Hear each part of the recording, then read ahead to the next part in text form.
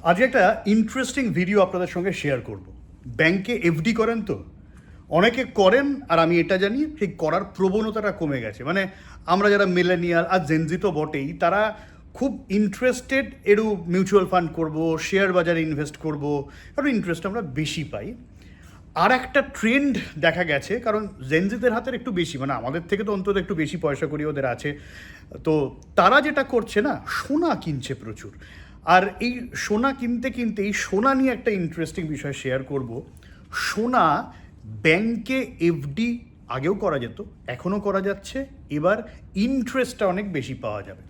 মোটামুটি ধরুন বেশ কয়েক বছর আগে এই কারণ ওই কবে থেকে হবে, মোটামুটি ধরুন 2015-16 ওই সময় থেকে ব্যাংকে এফডি করা চালু হলো সোনা। এবারে এফডি করার বিষয়টা কি হলো, ধরুন আপনার সোনা আছে, হার চুড়ি গয়না ফয়না কানের দুলে সব আছে, সেটা আপনি ব্যাংকে দিলেন।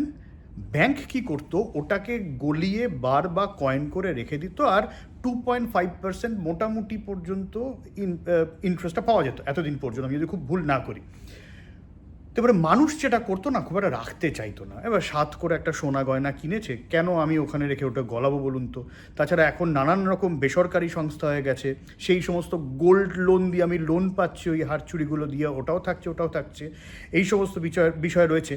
ফলে ওই জায়গায় এফডি করার বিষয়টা তুলনামূলকভাবে কম হয়ে যাচ্ছিল। আর রিসেন্টলি যুদ্ধের আগে মনে করে দেখুন, সব দেশের মধ্যে একটা ট্রেন্ড ছিল সোনা কেনার।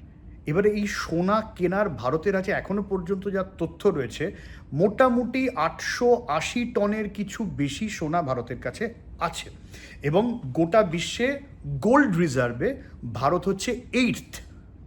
অথচ দেখুন আমাদের কাছে, মানে আমরা যারা ভারতের নাগরিক, তাদের বাড়িতে যা সোনা আছে এই গোটা দেশে, সেটা 20,000 টনের বেশি। মানে আমাদের সবার কাছে যা আছে, আমাদের সরকারের কাছে সেই সোনা নেই। আর যদি মন্দিরগুলো অ্যাড করেন, সেটা 25-30 হাজার টন হয়ে যাবে। এখন দেখুন গোল্ড রিজার্ভে আমেরিকা হচ্ছে সব থেকে বেশি, মানে আমেরিকার কাছে সব থেকে বেশি সোনা রয়েছে এখনো পর্যন্ত, ওই মোটামুটি ধরুন 8,133 টনের মতন, আচ্ছা না তার কিছুটা বেশিই হবে, মোটামুটি ধরুন ওই 8,100-200 টনের মতন রয়েছে। এবার আপনি যদি আমেরিকাবাসীর যারা রয়েছেন তাদেরকে অ্যাড করেন, তাদের হাতে যা সোনা আছে সেটা 3 থেকে 4 হাজার টন ম্যাক্সিমাম। ফলে সার্বিকভাবে যদি আমরা আমাদের মন্দিরগুলো, সরকার সমস্ত অ্যাড করা যায়, তাহলে কত হাজার টন সোনা আমাদের দেশে আছে বুঝতে পারবেন। সেক্ষেত্রে আমাদের কাছে বিশ্বের সব থেকে বেশি সোনা আছে। এইবারে মুশকিল হচ্ছে, সরকারকে তারপরও সোনা কিনতে হয়। আমাদের সোনা তো আর সরকার বলতে পারবে না তোমার সোনা আমি রেখে দিলাম দাও। ফলে সরকার যেটা চাইছে, আমরা যদি ব্যাংকে সোনাটা রাখি, তাহলে একদিকে আমরা যেমন ওটা নিয়ে ইন্টারেস্ট পেতে পারবো, এবং গভর্নমেন্টও ওটাকে অ্যাসেট হিসেবে ব্যবহার করতে পারবে, তরফেই লাভ। এবারে 2.5% ইন্টারেস্ট, সেটা এখন সরকার 4% ইন্টারেস্ট করে দিচ্ছে। এবার থেকে গোল্ড যদি এফডি করি, 4%, 4% সুদ সরকার আমাদের দেবে।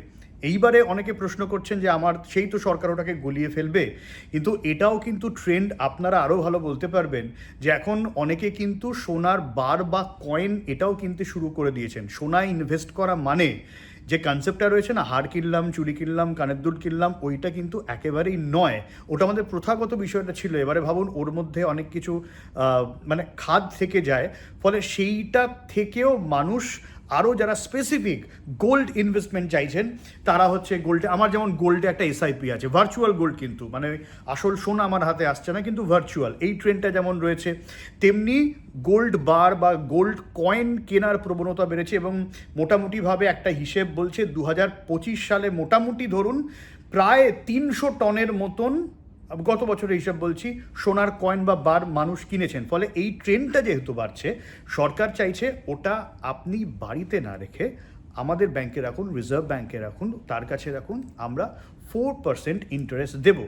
এই নিয়মটা মোটামুটি লাগু হয়ে যাচ্ছে। ফলে সোনাটা আরও বেশি লাভদায়ক হতে চলেছে সাধারণ মানুষের কাছে। যদিও এখন যুদ্ধ অর্থনীতির জেরে সোনার দাম একটু আপ অ্যান্ড ডাউন করছে।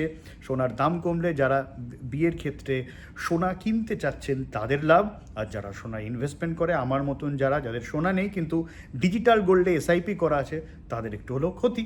ফলে লাভ ক্ষতির অঙ্ক তো চলতেই থাকবে। কিন্তু আপাতত সরকারের তরফ থেকে যে ঘোষণা, ব্যাংকে সোনা এফডি করুন, যদি সোনা থেকে থাকে সুদ পান 4%।